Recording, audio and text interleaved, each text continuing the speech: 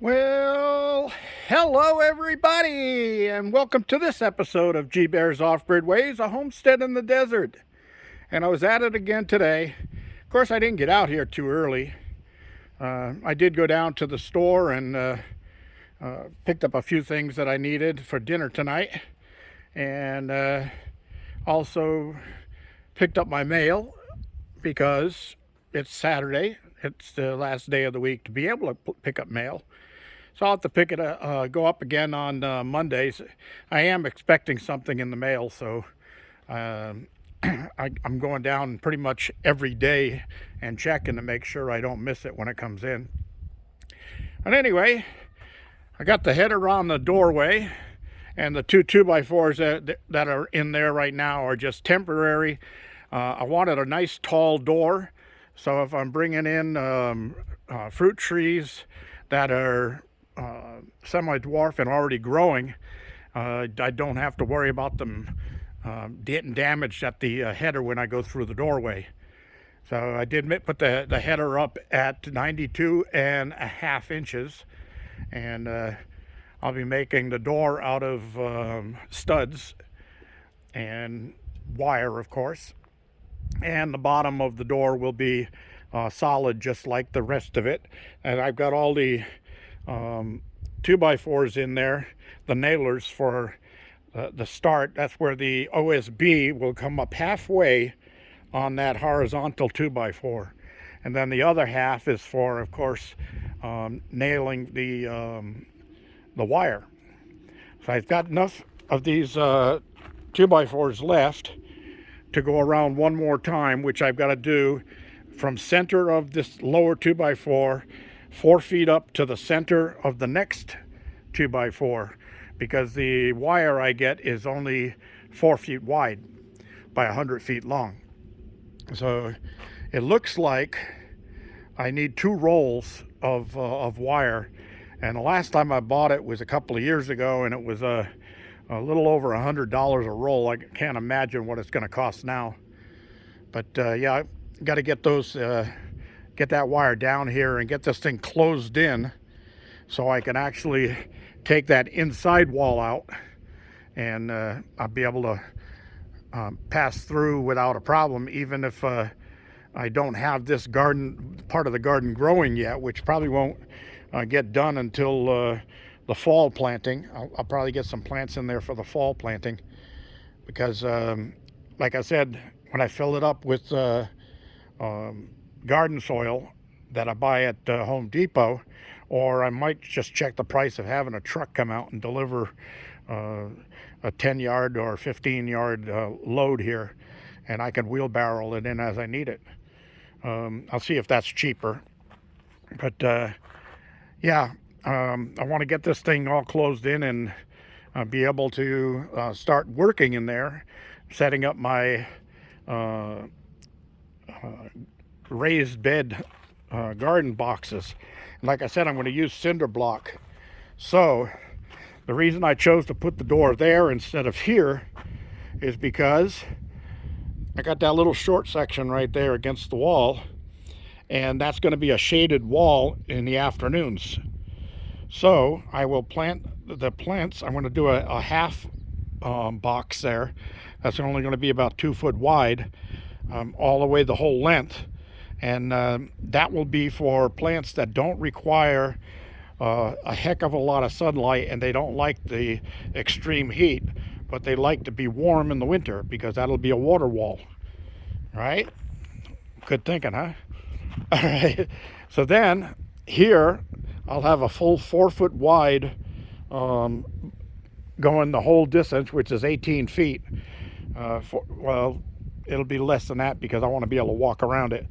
So it'll be 14 feet on the inside by 4 foot wide, and that'll be there'll be a pathway on this side and a pathway on this side, so that I can get all the way around it, because I can reach 2 feet into the planter. So if I have plants growing in the planter, I can get half from one side and half from the other side without actually having to get up in the planter and walking through the planter. And then over here, I'm going to do 2 of the 4 foot runs. two of the 4-foot wide, but I might have to make them a little bit less so I have a pathway in between, because over here I would have to, if I'm 4 feet wide, which is about where this 4x4 is, I'd be out here, I'll have to crawl through the bed to get what's in the backside there. So I don't know if I want to do that or not. And I might have to do another half box here and then a 4-foot box here. That'll give me a lot of grow space. And that'll go all the way over to the wall where the existing Garden of Eden wall is, because I'll still have a pathway on that side to get to the next garden boxes on the other side. So, that being said, I think I can head up here and head inside the cabin and still have time left. And for those of you wondering, the chickens are doing well. The one that had the hurt foot is just limping a little bit, but she's able to jump up on the perch and everything, so her foot's getting better, and that's a good thing. It won't be long. I'll be able to reintroduce her with the rest of the flock, and hopefully they won't beat up on her too badly. So, gonna come inside here and show you one more thing before I cut this video off. And remember, it was only what, 2 days ago I came over here and I showed you nothing was coming up in these plants yet, but my tomatoes are up, all except for this one. Okay, and these are the Boxcar Willies heirloom tomatoes, the biggies, and these are the little cherries. I like those just to munch on or in a salad, and I like these for sandwiches. So this one's got 2 growing in it, and this one didn't have anything, so I'm wondering if I accidentally dropped 2 seeds in there and no seeds in here. So I replanted this today. That's why the package is here. And these are of course the big Husky cherry tomatoes.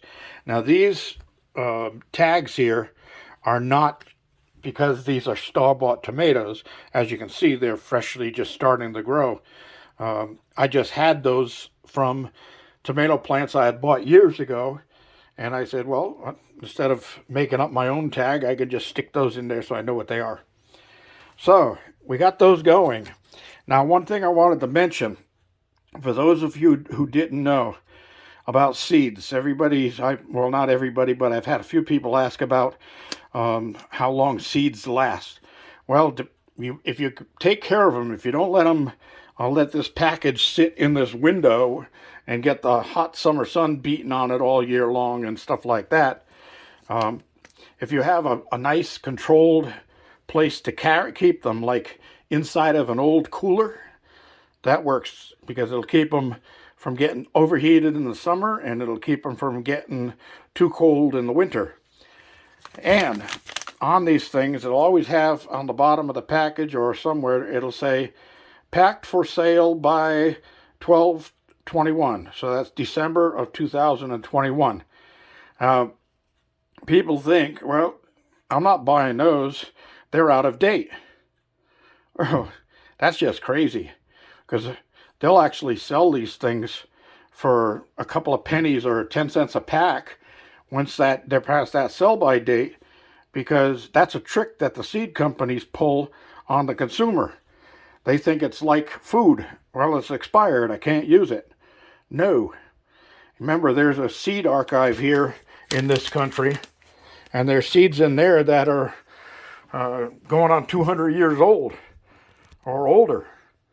So as long as they're kept in a good environment, they'll be fine. So don't worry about that sell-by on there. I have packages, and these are part of the packages of the, remember the seed giveaway a couple of years ago. These are some of the packages that I still had left from those, and I'm still using those seeds. As you can see, there's nothing wrong with them. They come up just fine. And I'll keep on using them for as long as I have them. Now, usually what I'll do is I'll plant twice as many as I need. And that way, if something like this happens, I'm fine. I've still got as many, the ones I need. But with these 4 tomato plants, if I treat these right and prune them right as they're growing, I can produce a lot of tomatoes off of 4 tomato plants. A lot more than I'll be able to eat. So I'll be canning some of them and freezing some of them. And I want to get my my solar dryer, dehydrator built out there this year too. So I'll be working on that when I get the garden house done. And then, of course, springtime now, I've got 2 hens that are sitting on eggs out there. And I've got to get in and mark the eggs that they are sitting on. And then if any new ones show up in the nest, I'll pull those out while they're out doing their thing in the daytime. Because if I don't, there'll be a bunch of old eggs and a bunch of new eggs. And the old eggs will hatch, but the new eggs aren't going to hatch because they need a certain amount of time of the eggs. The eggs have to be kept warm and sat on. So I could use those eggs, those extra eggs, and just leave the ones that I want her to hatch, and or the 2 hers to hatch. And then I'll have a bunch of baby chicks running around again, and they'll go in the isolation coop. I might have to be careful with that. I might need a second isolation coop. So I'm thinking I'm going to get some of those 4x4s from Dawn and extend that chicken coop out. So I'll have a second area of isolation and a bigger run for the chickens because I'm going to have more chickens. All right, everybody, look at my cherry tree. It's just doing beautifully here. And my other plants here, they're all doing well. These seeds haven't sprouted, but these are nectarines, and they'll take probably 3 weeks to 4 weeks before I should see anything happening with those. And I don't want to disturb them while they're germinating, if they are. But in the kitchen, the other ones in the window doing just fine out there. All right, everybody, I'm going to get my coffee pot set up for tomorrow, make myself a cold beer. No, I'm going to pour myself a cold beer. And then I'm going to start planning on my supper because it's already going on 5 o'clock. Beautiful day today, except the winds. The winds were strong this morning. That's why I didn't get out to do work too early. All right, everybody, don't forget. Thank you for joining me. Don't forget your thumbs ups, and don't forget to subscribe. It's still free. It's still free. All right. Thanks for joining me. G Bear signing off.